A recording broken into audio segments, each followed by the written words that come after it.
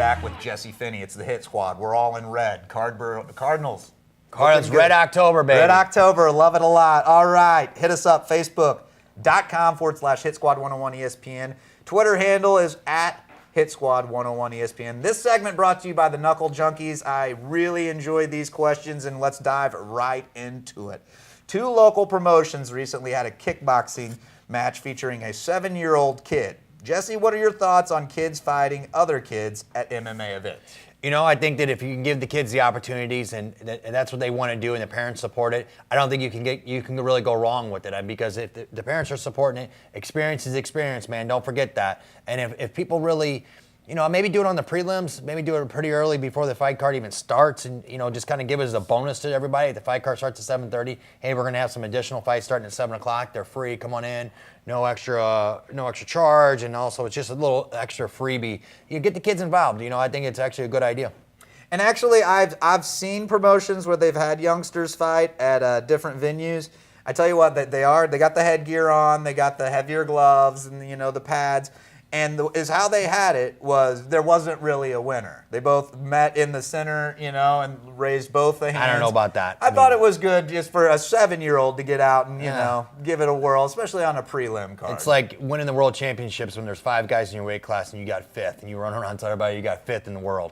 So, you're a 7-year-old. You're a 7-year-old You got to teach him to lose as well, man. I mean, that's part of life. I mean, you got to figure out you're going to have ups and downs. I think they should always pick a winner and a loser, though. Well, there you go. I mean, to each their own. Yeah, to each their own. That's what I saw of it. I thought it was a good thing.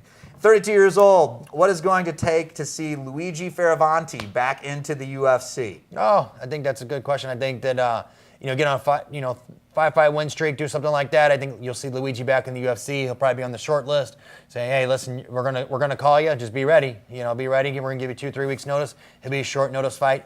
And then what you're gonna get with Luigi. He's gonna come on bang. He's a black belt. He's an exciting fighter. He's something that the UFC is looking for. So I think 3-4 more wins from Luigi, and he'll be back in the UFC. So he has an opportunity this Saturday on October 12th. How many more fights could you get in? Probably in a year, 3 or 4. Oh, he could do 3 or 4 fights. So probably be I would say you'll see Luigi back in the UFC in the calendar year 2014 if he doesn't have any hiccups or any injuries. So he'd probably be about 32, 33 years old. Yeah, 32. That's still not that old, man. No, I mean, 32, 30, he's still young. Absolutely do it. We'll be talking with Luigi Fairavanti in our next segment. Definitely want to tune in for that. Bellator has scheduled pay-per-view on November 1st featuring Rampage versus Tito.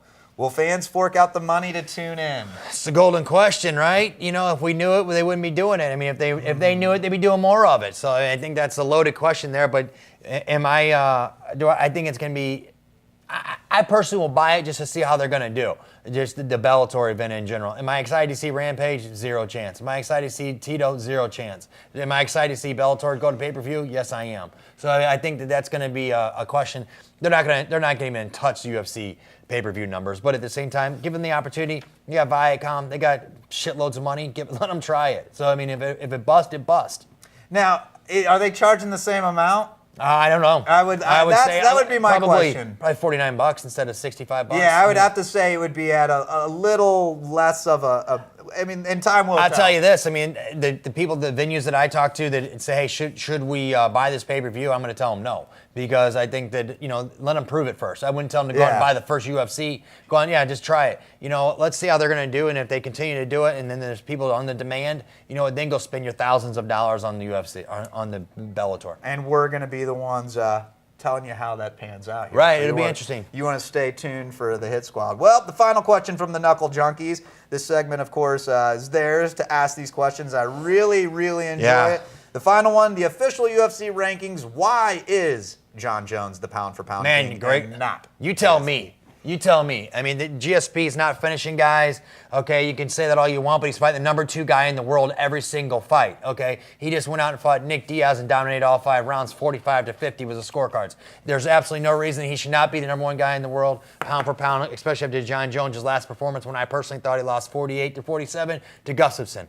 I think Gilbert Texeira is going to give Jon Jones a run for his money, if not beat him. And I think GSP is your number 1 guy in the world, pound for pound.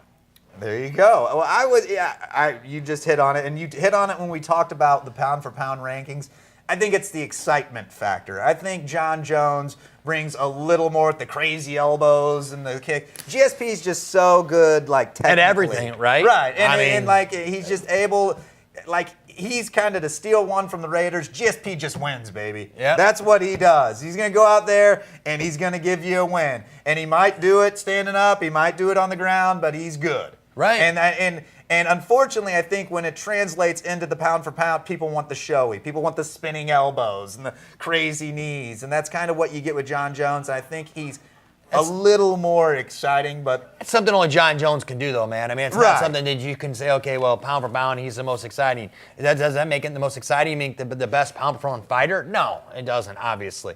You know, it goes out to, like you said, just winning. And GSP, what he's doing is he's dominating fights. He's winning fights. Listen, he got called a spinning back fist from Matt Sarah. You know, things are going to happen. I mean, at the same time, hey, listen, GSP's the number one guy in the world in my eyes until he goes out and loses. And of course, he'll have a chance to defend that against Johnny Hendricks. And that could happen, man. I mean, Absolutely, you know, that's a big fight. Can GSP sustain Johnny Hendricks' wrestling? Can he handle his power? Can GSP catch Johnny Hendricks still guessing all the time? If you go to a wrestling match, Johnny Hendricks beats him. If you go to MMA wrestling, I think GSP beats Johnny Hendricks. So it's back and forth. I mean, neither one of them are really big, huge monster 170s. So, I mean, you can't go to size advantage here, and this is going to all go down to who's training harder, who's training smarter. And you know what? You can never bet against George St. Pierre being smarter. And I will tell you, you just kind of touched on it, this fact that GSP isn't some huge specimen the way I think Jones is. I think that should go into effect that maybe he is. Right. Pound for pound, absolutely. Well, you're watching 101sports.com. We're going to be tackling the local scene coming up next.